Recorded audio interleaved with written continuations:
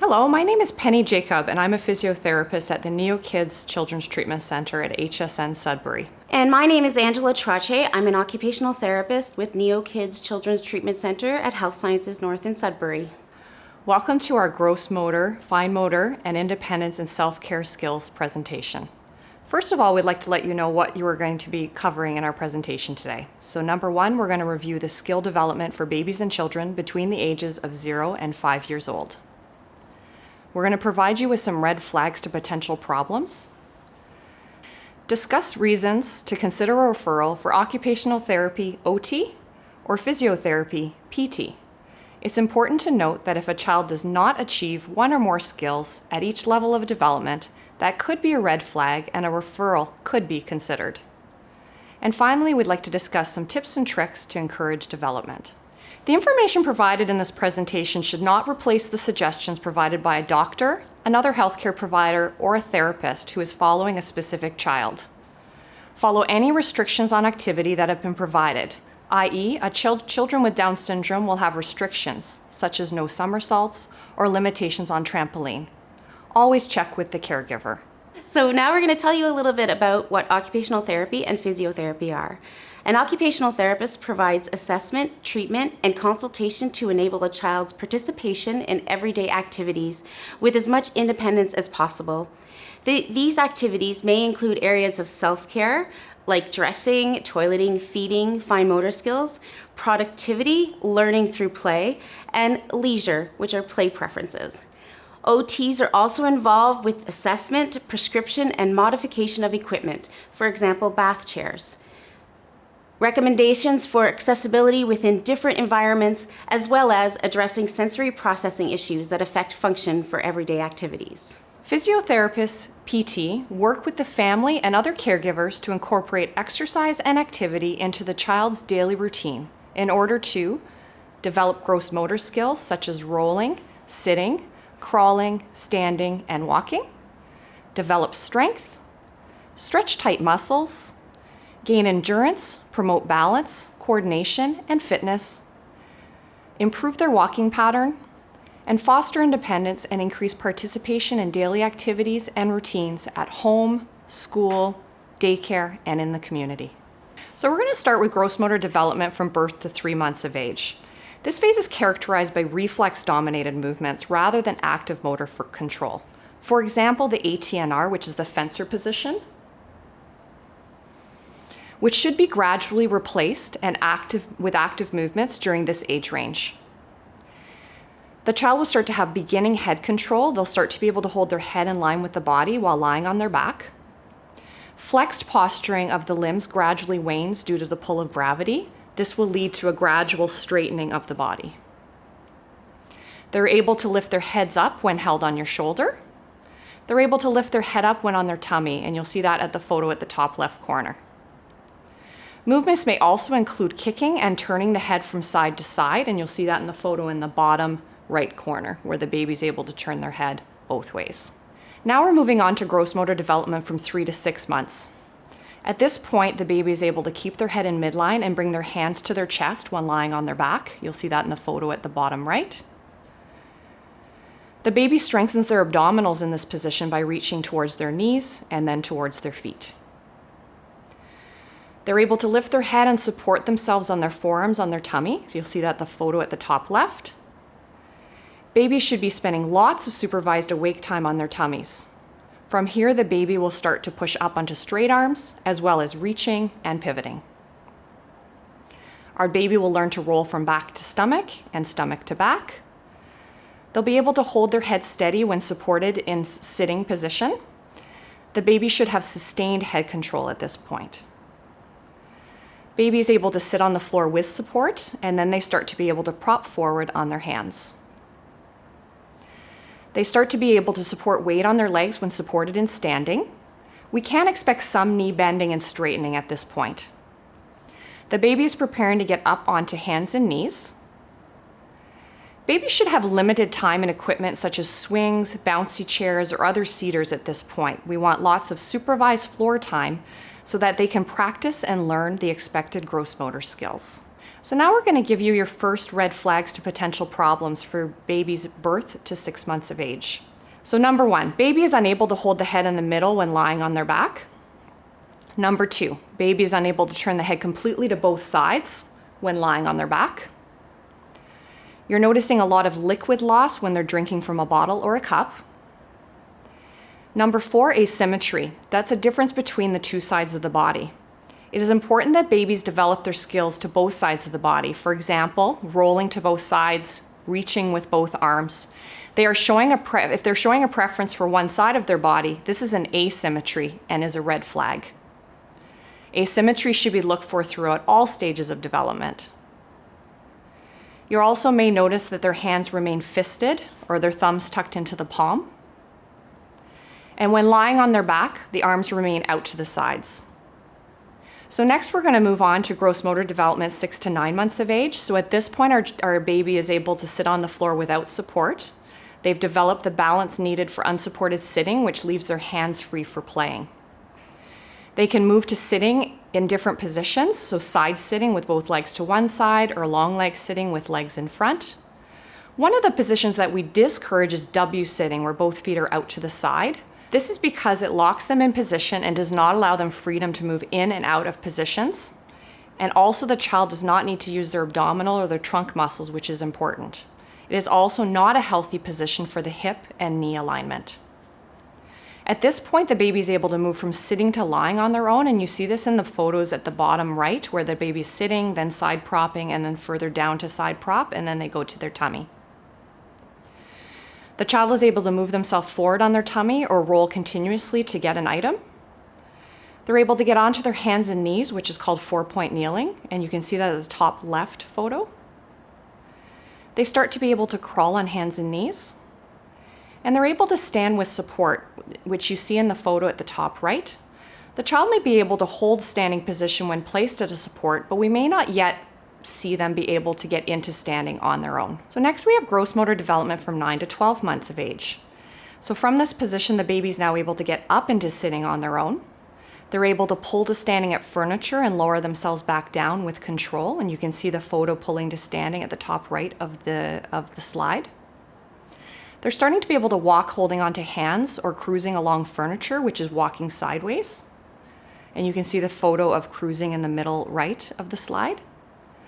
They progress from walking with 2 hands held to walking with 1 hand held. When they do achieve independent steps, they maintain their arms held up for increased stability. They're able to crawl easily on hands and knees at this point. And then from there, they learn how to push up to standing through half kneeling, where you see the photo at the bottom of the slide. And finally, they learn to squat at a support. It is within normal limits to walk by 18 months of age, as long as other red flags aren't present. If a child is placed in standing but is unable to transition between positions, for example, from sitting to and from standing, a red flag should be raised or opportunity provided to try and develop this skill. In terms of fine motor and independence and self-care skills acquired by 12 months old, we're going to refer to a couple of the main independence and self-care and fine motor skills that are acquired by 12 months old. However, before this time, a lot of the fine motor development also goes hand in hand with gross motor changes that a child is making at this time. It has to do with what they're doing with their hands and arms for those transitional movements and the other gross motor kind of activities. So at this point, at 5 months, they should be able to transfer a toy from one hand to the other. They're holding their own bottle around 6 months. That is also depending on whether or not their parents or caregivers or guardians are letting them hold their own bottle. They can have thumb opposition on a cube. So for example, being able to have the thumb on one side and the fingers on the other. They are able to clap their hands by 9 months. They can poke with an isolated index finger. Isolated meaning the other fingers are closed and the index finger is sticking out. And they're able to poke with that index finger. They will hold a crayon to paper to try scribbling at 11 months. And they can drop with a voluntary release into a container and then dump that container out voluntarily at 11 months.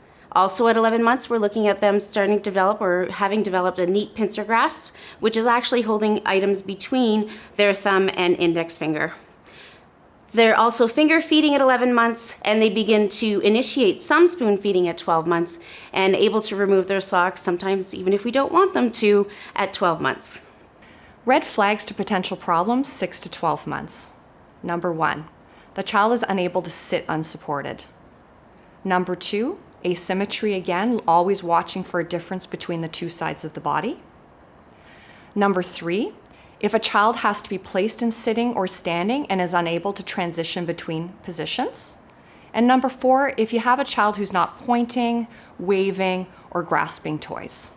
Gross motor development, 12 to 18 months.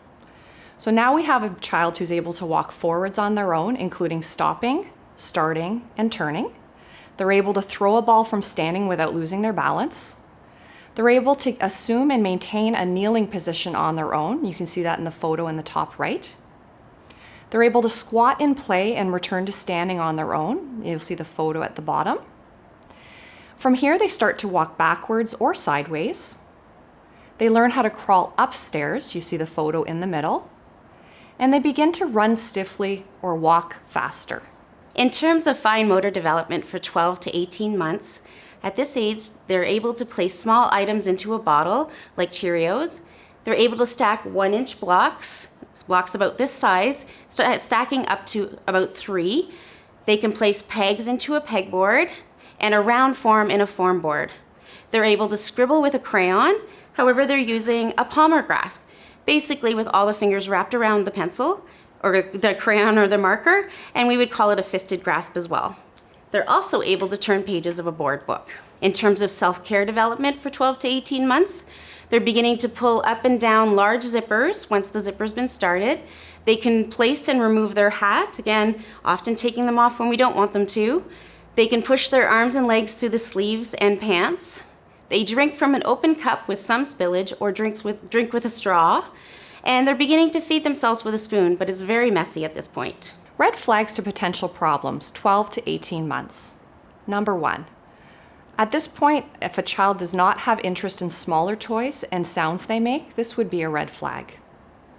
If they demonstrate lots of tightness in their arms or their legs that influence their function, such as dressing is difficult. If a child is unable to walk alone by 18 months. If you're noticing constant toe walking, so a child who's unable to walk with their heels down 4 to 6 months after starting to walk. And finally, any shakiness or tremoring in the arms when playing with toys. Gross motor development, 18 to 24 months. So at this point, our child is learning to crawl downstairs backwards, which you see in the photo. Then they start to climb upstairs and downstairs and standing with 1 or 2 hands held, and that's both feet on the same step.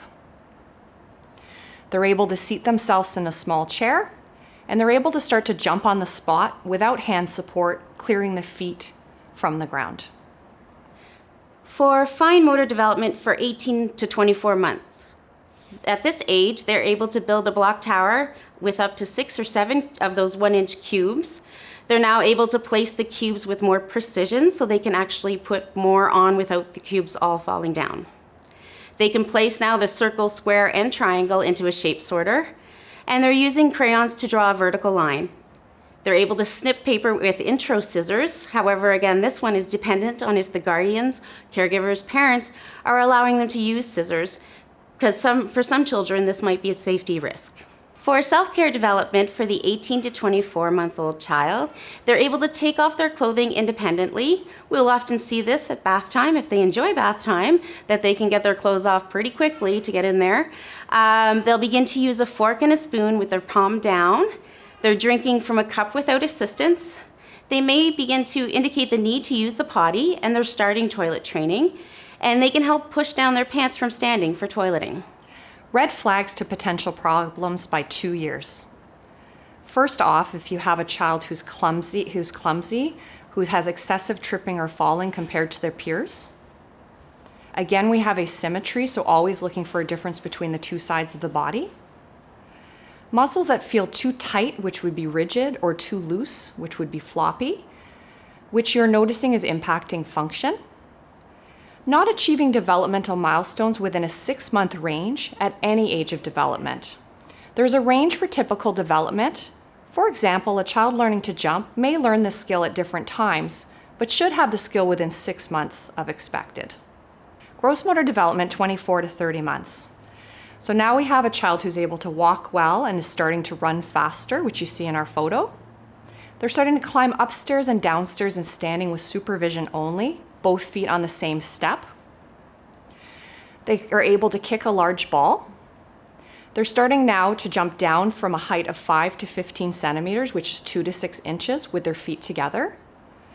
And at this point, they learn to walk on their tiptoes voluntarily. This is a physical skill that develops at this age, but should not be frequently or constantly present. We will talk more about toe walking later in the presentation. For fine motor development for 24 to 30 months, they're able to now build a tower with 8 to 10 of those 1-inch cubes. Again, with more precision, they're able to put more blocks on the tower. They can remove the screw lid from the bottle using more wrist rotation. They're beginning to demonstrate a preference for dominant hand consistently with activities. However, this can still be an alternating hand choice at this age, but a lot of children are starting to demonstrate that preference by this age. They're now holding a crayon with their fingers and forearm is pronated. So this is a brush grasp where their fingers are all on the pencil and their forearm is facing down. So they're doing a grasp sort of like that. They're able to imitate circular scribbles, and in imitation, that is basically you're performing the circular scribbles, and they're doing them after you in imitation, and as well as vertical and horizontal lines. For self-care development for 24 to 30 months, they're able to now put on some simple clothing, shoes, pulling on pants, but without fasteners. They're trying to put on their socks. They're beginning to use a fork and are independent with spoon for self-feeding, and it's getting a little less messy. They're able to hold a toothbrush and move it around in their mouth, and they can get on and off the toilet, and they're indicating the need to go to the toilet. Gross motor development, 30 to 36 months.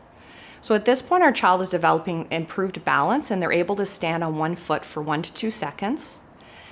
They start to learn to climb upstairs using an alternating pattern, which is 1 foot per step with the railing. They're able to kick a ball forcefully, which you see at our photo at the top right. They're taking several steps forward on a low balance beam. They can throw a ball with 1 or 2 hands for 1.5 to 2 meters, which is 5 to 7 feet. And with practice, they can ride a tricycle a short distance, which you see in our photo on the page. For fine motor development from 30 to 36 months, now they're able to string beads, about 1/2-inch beads. They're beginning to imitate block designs. Again, if you demonstrate a block design of a train, which is 3 blocks with 1 on top for the smokestack, they're able to imitate that same design. They can match colors and up to 4 shapes. They're able to imitate a circle and can copy a horizontal and vertical line. Copying implies that they have the picture already in front of them, and they're just copying what they see from the visual model. For self-care development for 30 to 36 months, they're now able to unbutton large buttons. Again, this will be depending on if they have clothing that has buttons on them. They're independent with toileting. They may need some help, though, with tighter clothing and to clean themselves properly. And they're able to brush their teeth with supervision. Gross motor development, 3 to 3.5 years. So now the child learns to climb up the stairs using an alternating pattern, 1 foot per step, without needing the railing. They start to learn to jump forward with feet together a few times, a bunny hop. They can move from kneeling to standing through half kneeling without hand support, which you see in the photos below, where the child starts in kneeling, then they're partway up, and then they come up into standing. And finally, they learn how to change directions while running. For fine motor development for 3 to a 3.5-year-old child, they're able to put small pellets, now those Cheerios, into a small bottle, but now it's with much more increased speed and accuracy. They're using a static tripod or quadrupod grasp on the crayon.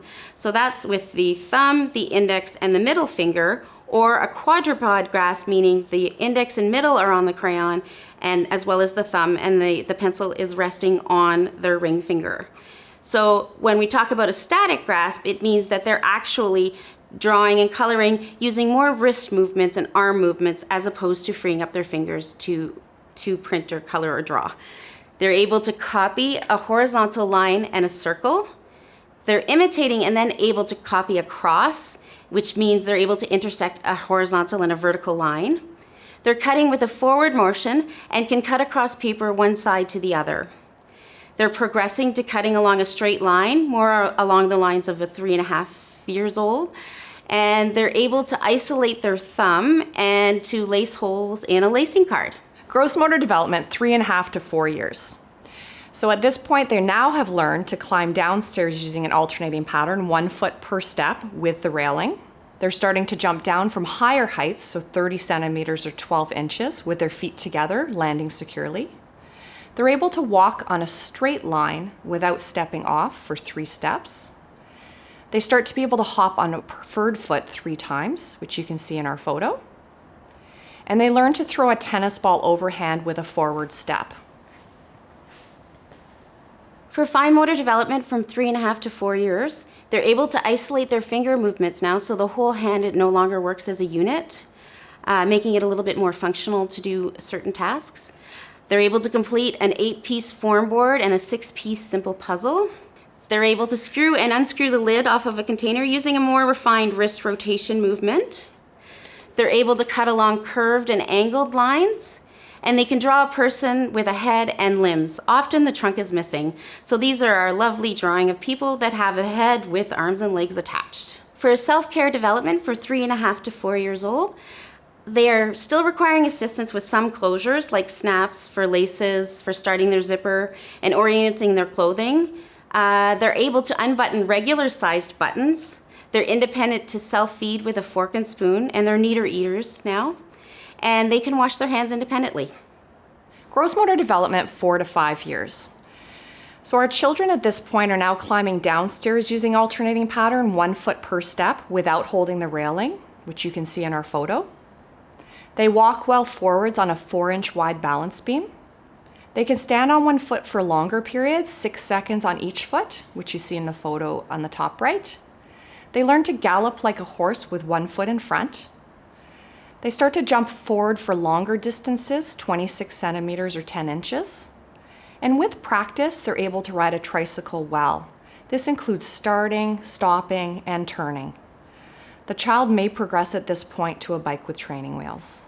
So we have more skills for gross motor development, 4 to 5 years. At this point, our child is hopping well on 1 foot. They're running well, including stopping, starting, changing directions, and running at varying speeds. They can start to run both slow and fast. Throws and catches a large ball successfully most of the time, and this is the size of the ball that we're expecting them to catch at this age. And they're able to play on playground equipment without difficulty and safely. Fine motor development for a 4 to 5 year old. Now these children have begun school already and they're in JK or SK, so they may have established their hand dominance.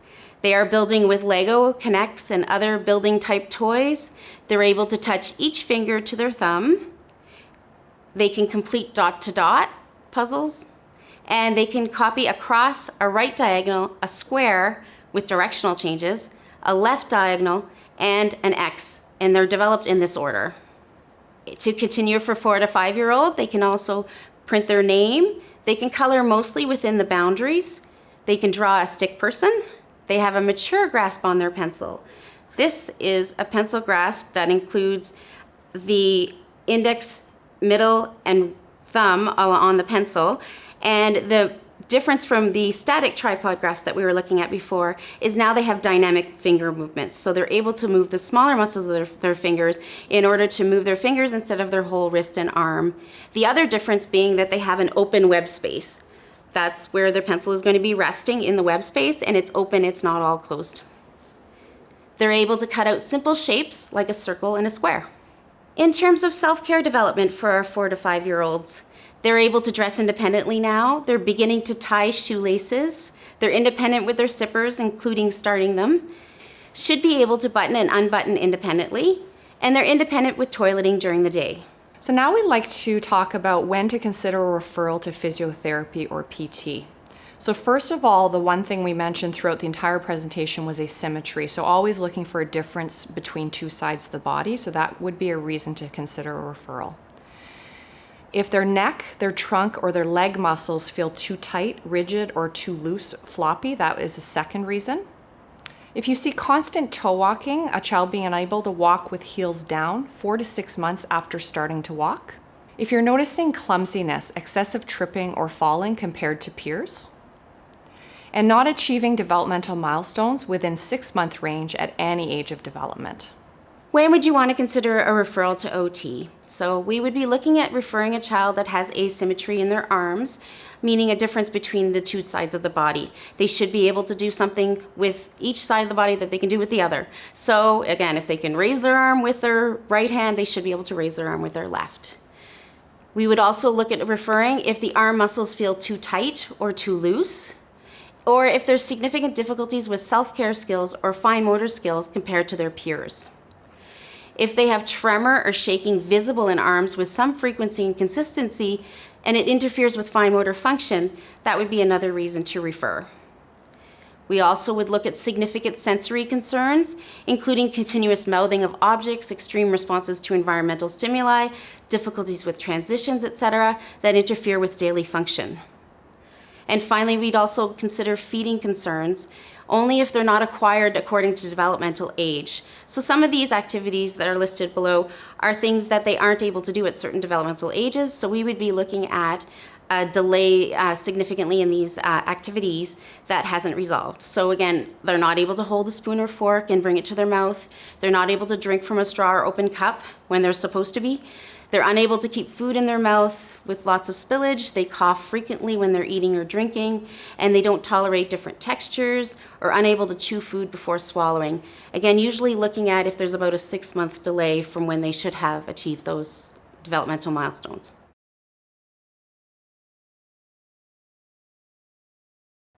So we're going to discuss a little bit about seating and positioning. This is so important for fine motor tasks completion. If a child is not well seated in their chair with enough support, they're not going to be able to put as much effort and concentration into their fine motor activities. So this would include having their feet flat on the floor or flat on a surface, so a block or a step stool. They need to have their bent elbow is about 2 inches from the table height. Their back should rest against the backrest. Their hips and knees are at 90 degrees, and there's about 3 fingers that you can place behind the knee to the seat. And their arms are resting on the table. In order to have their arms resting on the table, they do need to have their chair pulled all the way up to the surface, the table surface. So again, just to stress that this is a very important point to consider when we're starting to look at things like coloring and cutting and all of those fine motor things. In order to have precision, you have to be well seated. Hand dominance. As we discussed earlier, hand preference is usually detectable by age 2 or 3.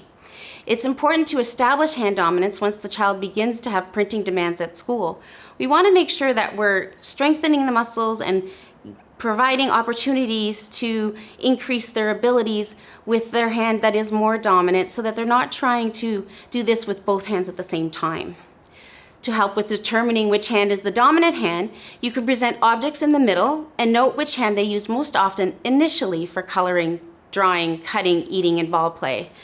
I do talk about initially because sometimes kids, when they're coloring or drawing and it's not their favorite activity, they may get tired quickly. And with that fatigue, they switch to the other hand.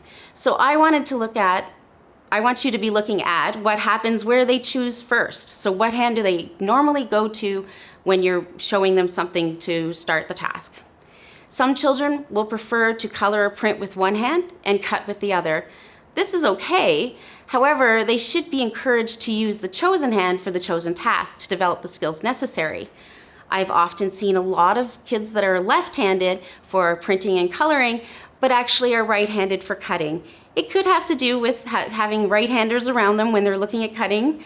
And so they may have preferred their cutting with their right hand. And also a lot of scissors are very right-handed in our world right now. So this task might be chosen for them to use their right hand. So then I would say encourage cutting with their right hand and printing with their left. For tasks other than cutting, coloring, and drawing and printing, it does not matter which hand they use, and they can continue to alternate as this will continue to strengthen either hand. So sometimes we would like to encourage children to be reaching for objects. Sometimes it's not something that they prefer to do. So to do this, we're going to place objects on different planes to encourage reaching ability, including outside of their base of support, including also across midline, above their head, behind their head, etc. Make sure the child reaches to either side using either hand and crosses midline without turning the whole trunk. So if I want them to go reach for something, I want to make sure that they're not turning their whole body or their whole trunk to do it. I want to see if they're able to reach across. Also, I'm going to encourage sometimes using bubbles to have the child go and pop the bubbles by crossing midline and reaching on all planes and in all directions.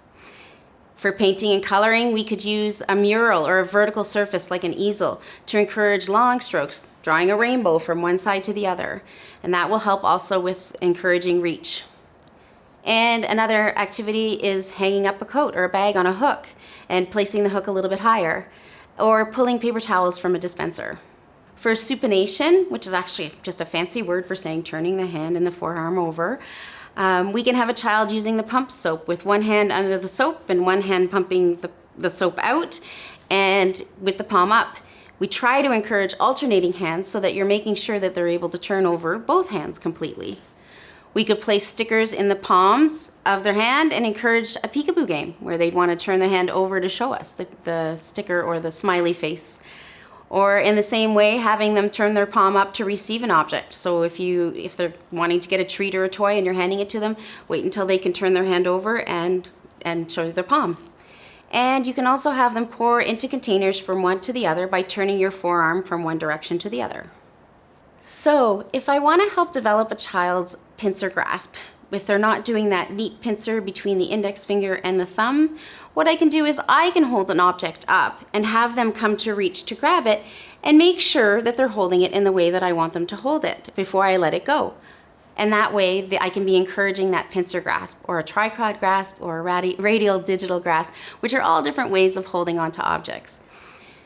Also, to encourage the pincer grasp using either hands, we can use small safe objects presented one at a time for the child to pick them up. This example, because we're usually talking about children that are 11 or 12 months old, I would be using things like Cheerios or Rice Krispies or small knob puzzles where they're attached so they can't be putting those things in their mouth. Again, I'm going to put one object on the table because if I put a whole handful of Cheerios on the table, they're going to have a tendency to want to use a raking grasp where they'll just pick them all up and put them all in their mouth. But I would prefer that they're going to pick them up one at a time using that pincer grasp. So I'm going to put one on the table and see how they try and grasp it. In order to develop a child's hand strength, including actually strengthening the smaller muscles of their fingers, we have a lot of different activities that we can use to help strengthen. So some of the examples I've listed below. So using a water sprayer to water plants. For Play-Doh and putty, we have different kinds of Play-Doh. We would use the Play-Doh to do things like roll them out. We would pull off pieces, and that one I just wanted to show you guys quickly, where I'd pull off a piece and have them roll it using only the fingers of one hand. And it also helps increase their manual dexterity and just their ability to move the item around like you would use for small pieces of different toys and things like that. You can also use simple kitchen tools like a garlic press or a strainer or plastic utensils with Play-Doh or putty, and including the idea of pressing the Play-Doh through the strainer or using the garlic press to squeeze out the Play-Doh. There are also tons of Play-Doh toys on the market as well.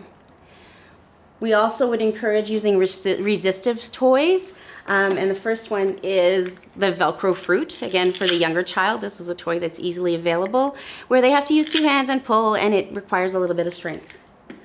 Another example is what we call wrapper snappers or pop tubes, or there's a lot of different names for them, but basically it's a tube that you hold and you pull, and so it would require some strength to be able to do this. And also those pop beads. So pop beads are these kinds of toys where you would pop one into the other, and there's also larger ones and there's the smaller ones as well. One of the other activities would be wringing out a towel or a sponge using the opposite rotation with their hands, opening a variety of storage containers and plastic baggies, and using clothespins of a variety of sizes and shapes. I have just a bunch of different kinds of clothespins. Again, there's all different sizes. There's even some cute ones with animals on them to make them more fun. So it's the idea of having them use the clothespins because of different varieties of sizes and strengths, because they'll all have different resistances and they can help with building hand strength. And lastly, ideas of things like the squeeze bottles. So a squeeze bottle with paint or with lotion, with anything that they have to squeeze with both hands to get the liquid out. So for bilateral hand use, or actually using both hands together, we can use toys that require two hands. So again, that's my pop beads like I was showing you before, the big ones or the little ones. You do need two hands to pull them apart and to put them back together. We can play games like pat a cake and just clapping hand games. We'll use again Play-Doh creations. We can roll out Play-Doh and I usually use plastic scissors, and where you can cut out different pieces from your Play-Doh. Beading also requires cooperation of both hands. Putting toothpaste on a toothbrush, holding and turning the pages of a book, putting on your mittens or socks. Holding a container to place objects in. To put lotion on yourself, you need to use both hands. To wring out the washcloth, again, like I was talking for strengthening, doing that rotation in different directions, that's a bilateral task. You can have a child push in drawers to close using both hands, or stabilizing the paper with a non-dominant hand to color, cut, and print. To encourage independence for dressing tasks, we're going to encourage a child to complete tasks as independently as possible, giving assistance as needed. This takes time, so be sure to insist on independence during a time of day that may be less rushed, until they are able to complete the task easily. For example, bath time, rather than when trying to get out in the morning. It might be easier sometimes to have your child sit down when they're dressing, in maybe a supported seating position against a wall, on the floor, on a stool, and facing you if you're helping. Especially because they can anticipate clothing coming where they can put their arms up for their shirts or sweaters if you're sitting in front of them. The other technique that we will talk about is backward chaining. This is a technique where you would complete the first steps to the task and leave the final task for the child to do for themselves. Once this is achieved, you add steps to the task as appropriate. So for example, putting a shirt on, you can put the shirt over their head, put one of their arms in the sleeve, and wait. See, will they try to put their arm into the other sleeve? Once they are doing that on their own, you can just put the shirt over their head and have them put both arms in. Also, for independence for dressing tasks, you can color code the front and back of clothing to help them with clothing orientation. You can use a visual schedule. For example, little pictures of each clothing item, and if you laminate it or put it in a plastic sheet protector, it can become a dry erase visual schedule where they can check off the items as they put them on, if that's a more interactive way that works for your child. You can use stickers or smiley faces on their shoes for kissing shoes, for example, for right and left orientation, where their toes is where you put the stickers so that when their shoes are on the right feet, they're kissing.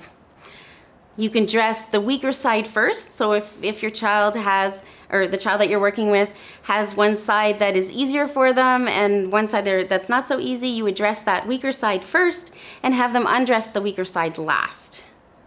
If they're having difficulty reaching their feet to put on socks or shoes, you can have them lift their foot to the opposite knee to bring the foot closer to the task.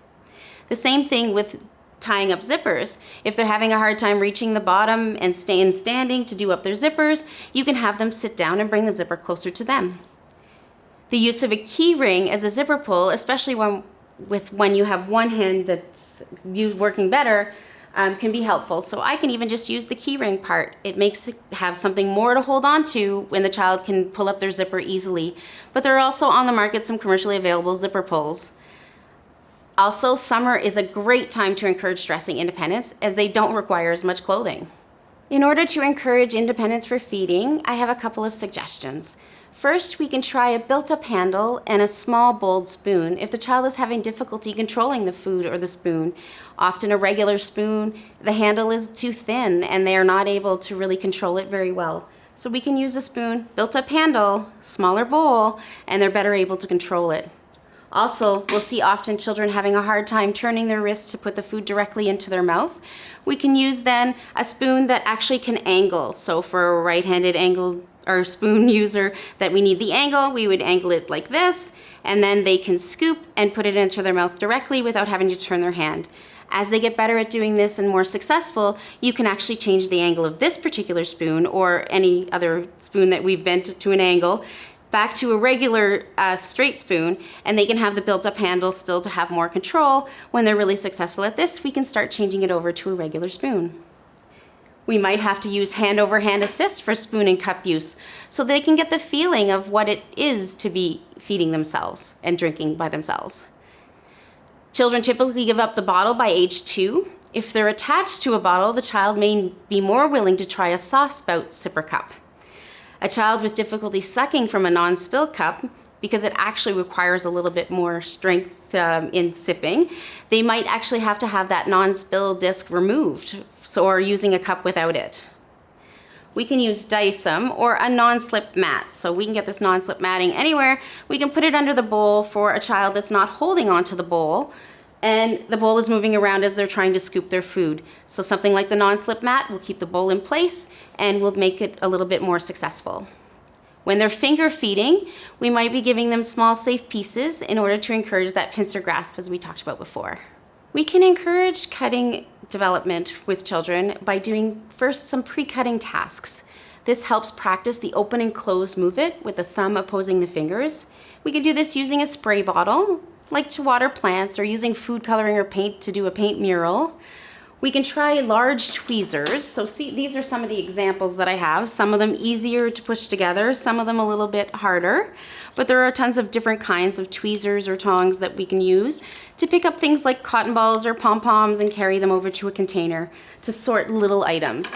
And this will help with that thumb opposition that goes into our cutting tasks. We can grade a cutting activity by having them start by snipping edges, then snipping on lines on the edges, snipping 1-inch strips in half, and to use them for a craft project, and progressing the width of the paper strips until they can cut across a sheet of paper. We will want to use thick, dark lines with simple pictures when we're asking them to start cutting. Usually, it's more fun to have a cutting as part of a project so that when they're more interested in the task. Usually, it is more fun to have cutting as part of a project so they are more interested in the task. When cutting strips or snipping edges, you could then have them glue the pieces onto a larger picture to complete a project. If a child is having difficulty with cutting accuracy, they may benefit from the use of scissors with tension control, or self-opening scissors. These scissors allow a child to concentrate on the cutting task rather than having to concentrate on the coordination of the opening and closing of the scissors. I brought along a couple pair of scissors like this to show you. The first pair are these My First Fiskars or Fisker Squeezers, and these scissors are tension control for beginners. They have an enclosed blade so that they're safer. The only thing is they take a lot of strength to close them, but they are a good starter scissors. They just might need a little more hand-over-hand help to be able to close them up. The other pair that we have that are a self-opening, fairly easy scissors are these mini loop scissors. These scissors eliminate the loops so that the child that you're trying to help get their fingers into the loops, and then you get them all into the loops and everything, and then they're done. So you've already spent all your cutting time trying to get them on their hands. So the mini loop scissors can help with that. They're very simple and basic, they just close them. However, it's to note that these scissors actually cut really well, and so safety-wise, they need to be really supervised for using these kinds of scissors.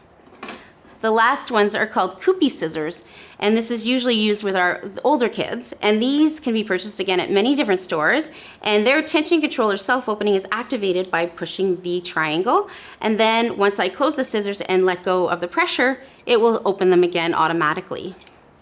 It is important when working with a child on cutting tasks that you remember that a right-handed child should be encouraged to cut in a counterclockwise manner, and a left-hander should be encouraged to cut in a clockwise manner. This ensures that they can see the lines they are cutting. I've often seen some left-handers trying to cut right-handed direction because that's what they've observed and seen, but they can't see the lines, so their accuracy is affected greatly. You want to encourage a thumbs up position for both hands when you're cutting. So I want my thumbs up on my scissor hand and also on my helper hand.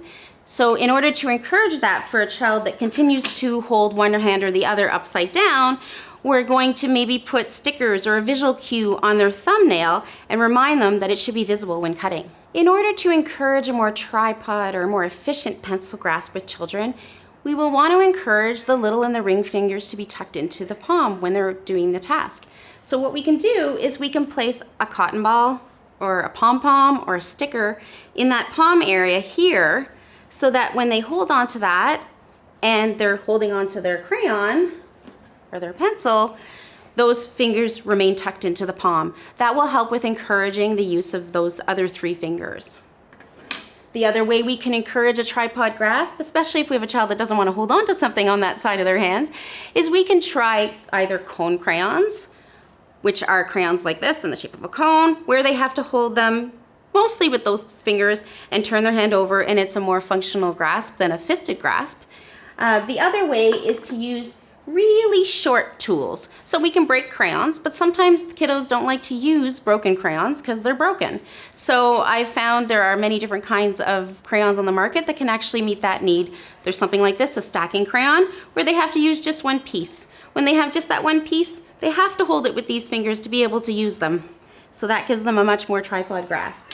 You can do the same in just shortening a pencil very short so they can't hold it in a fisted grasp. They can only hold it using their fingers. You can even find a stylus for a tablet if you're doing some letter tracing that are teeny tiny and short. So again, encouraging using those 3 fingers. And also our chalk. We can cut chalk into little pieces as well as another kind of a fun activity to do. And again, if they're small pieces, they're gonna have to hold them with more tripod grasp. For encouraging coloring development, including increasing accuracy, coverage, and just changing colors as we go along. Sometimes kids will prefer to use gel crayons. So these crayons come in many different forms. This is one example, kind of looks like a glue stick. Now these colors glide much easier, and they're also bright, vibrant colors. They can be a little messy, but for children that don't enjoy coloring, what this will do will help them because it will cover more quickly and it's easier to use.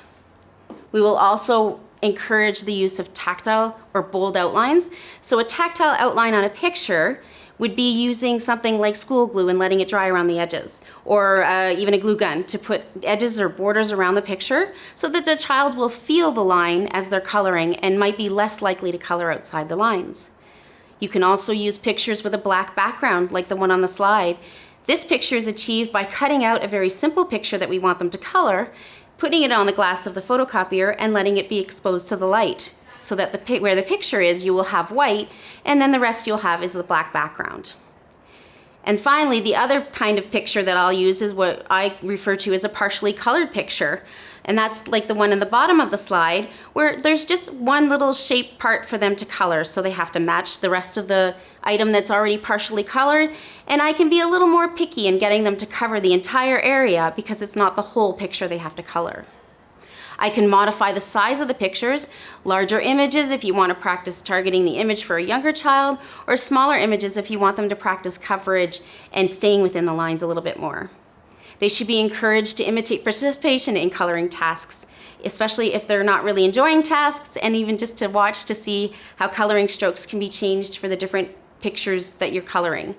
And also having color specific objects in the picture, sort of the idea of a color by number, or color by letter, or color by dot. The idea that they need to change colors for the pictures. I've seen a lot of kids that will take one crayon to color the whole thing because they just want to get the task done with. So if we have something like a color by number, they're sort of given parameters to function where they have to choose a different color for different objects. For pre-printing tasks, we want to encourage children to be drawing different shapes and lines, and the ones that we talk about are the pre-printing ones, and it's in this order that we usually learn them. So it's the vertical line, horizontal line, across, a circle, the diagonals, the square, the X, and the triangle. And we want to have them encouraged to do them in different mediums, because again, sometimes kids don't like the fine motor activities where it's just pencil, paper, crayons, markers. So we might be having them draw these pre-printing forms in sand, with finger paint, using pudding, Play-Doh, chalkboards, pastels, all different kinds of medium, so that they're actually getting a chance to practice these lines in a lot of different ways. Additionally, we might have them do things like trace forms in the air, and then asking them to do that with their eyes closed, and then on paper, and then actually having them reproduce the forms themselves. We might, for a younger child, use hand or over hand to print their name on art projects to introduce functional printing, to let them know why we print. One of the programs that we use frequently is called Learning Without Tears. It used to be called Handwriting Without Tears. It's a printing instruction method program that teaches pre-printing and printing or writing concepts using a kinesthetic manner. For more information, feel free to go to the website at www.lwtiers.com. And some of the points that the authors of this program suggest include learning the pre-printing forms, as we discussed on the previous slide, on using manipulatives, things like wooden pieces, Play-Doh, mats. There's also a stamp and see screen. There's different kinds of modalities that they'll use to learn about directionality, sizing, and spatial concepts that contribute to better printing. They also talk about using a specific order for teaching or introducing letters. Often, the commercially available letter practice booklets on the market show the letters in alphabetical order. This is actually the hardest way to learn letters. You're better to learn printing your letters using same group formations. Learning Without Tears also provides us with a couple of activities to get kids ready to work. The first is sit up and stomp. In order to make sure that the child is well seated, we're going to remind them to pull their chair into the table and have them be ready to print by shaking out their hands and stomping their feet to make sure that they're seated in the middle of their chair before beginning to work. It's very difficult to stomp your feet if you're sitting half on, half off the chair, or if you're sitting sideways. So having them stomp their feet helps them get into the middle of the chair.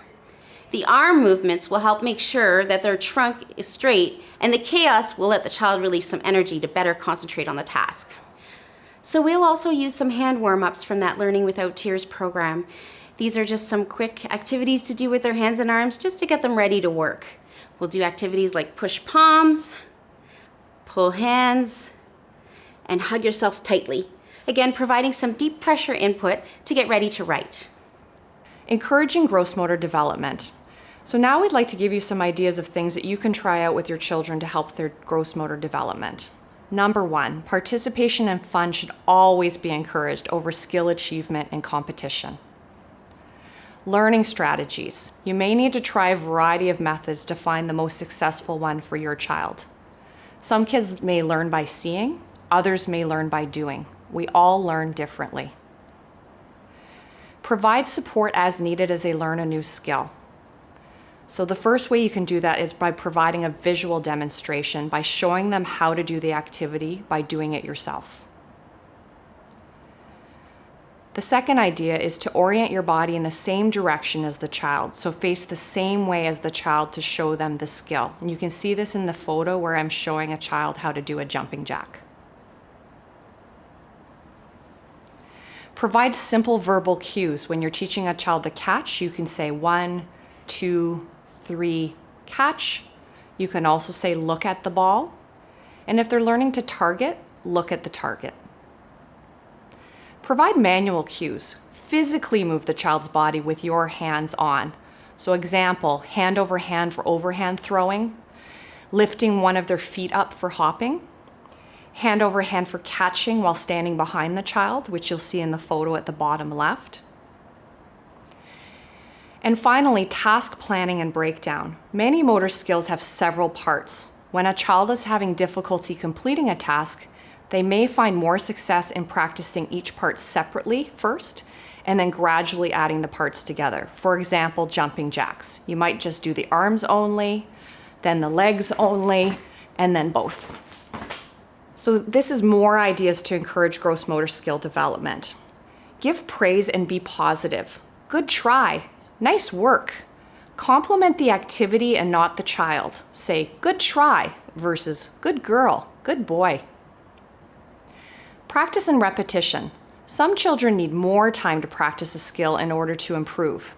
They may require more practice than their peers or their siblings. Ensure success by taking breaks as needed to limit frustration. Link more challenging activities with easier activities or make the task easier or harder as needed. The child should be successful 50 to 75% of the time. This will encourage continued active participation when they experience success. Practice any skills with both sides of the body. Find an action song that encourages the desired activity, such as the Sleeping Bunnies song for jumping. Task progression. Increase the distance, the height, or the speed gradually and decrease the amount of support that you're giving. And finally, incorporate into function throughout the day. For example, have the child move from half kneeling to standing without using their hands every time that they stand up from the floor. And you can see that in the sequence of photos at the bottom of this slide. Activities to promote gross motor development. So if you're looking at improving strengthening, you can use animal walks. So that would be a giraffe walking on their tippy toes, on their heels like a penguin, walking on their hands and feet like the bear in the photo, bunny hopping, jumping on 2 feet, frog jumps, so that's a full squat and jump, and the crab walk is in the photo there. Balance can be encouraged by walking on a line on the floor or on the edge of the sandbox or a low balance beam, forwards, then sideways, then backwards. Standing on 1 foot. For example, you can place stickers under their foot, you can lift a beanbag with their foot, they can squish a toy under their foot, or they can put their boots on in standing. Now we're going to move on to ideas, activities to promote coordination and physical activity. So first of all, you can use imitation games such as Simon Says, any songs with movements such as head and shoulders, and dancing and keeping time or rhythm to music. Ball skills can be encouraged by always starting with a larger ball and progressing to a smaller ball, kicking a ball to a target with both feet, throwing a large ball underhand and overhand with 2 hands, throwing a small ball or beanbag overhand with 1 hand to a target, bouncing and catching a large ball, or dribbling a ball. So now we'd like to go through just the way that children learn to develop their jumping and hopping skills so that you know their order of the order that they learn these skills. So first they learn to jump in place, then they learn to jump down from a low surface, then jump forward, then hop on 1 foot, in place and forward, jump sideways on 2 feet, and jump backwards on 2 feet. Stair skills progress in the following order: crawl up, crawl down backwards, then up and down stairs and standing with 2 hands, then 1 hand, upstairs with 1 foot per step with and without the railing, and or they learn to go up, down stairs 2 feet per step without the railing, downstairs 1 foot per step with then without the railing. And in general, going upstairs is easier to learn than going down. Now we would like to discuss a couple of frequently seen walking patterns in children that we would like to discourage. Some children like to walk on their tiptoes. Here are some tips and tricks to discourage toe walking. First of all, have the child wear supportive indoor shoes, such as high-top shoes, which make walking on the toes more difficult. Encourage them to walk with feet flat. Use the verbal cue, heels down. Encourage walking on heels or walking backwards. Encourage playing in a squat position with heels down, which you can see in the photo. If you need further suggestions for toe walking, please refer to the Children's Treatment Center website for our toe walking handout. Some children like to walk with their legs turned inwards. Here are some tips and tricks to discourage in-toeing. First of all, avoid W sitting, which you see in our photo crossed out. Give them verbal cues to change your legs or put your feet in front. Encourage other sitting positions that are shown on this page: cross-leg sitting, side sitting, or long leg sitting. Encourage lots of strengthening of the hip and ankle muscles by having the child walk sideways on a balance beam or along a line, having them heel walk, bear walk, climb up slides with supervision.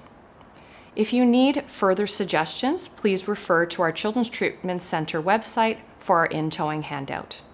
Conclusion. Children are all different and achieve their skills at different rates within a wide range of normal. Not all children will achieve skills within the time spans we've presented. The suggestions provided may assist with facilitating gross motor skill, self-care skill, and fine motor skill development. These suggestions may not work for all children.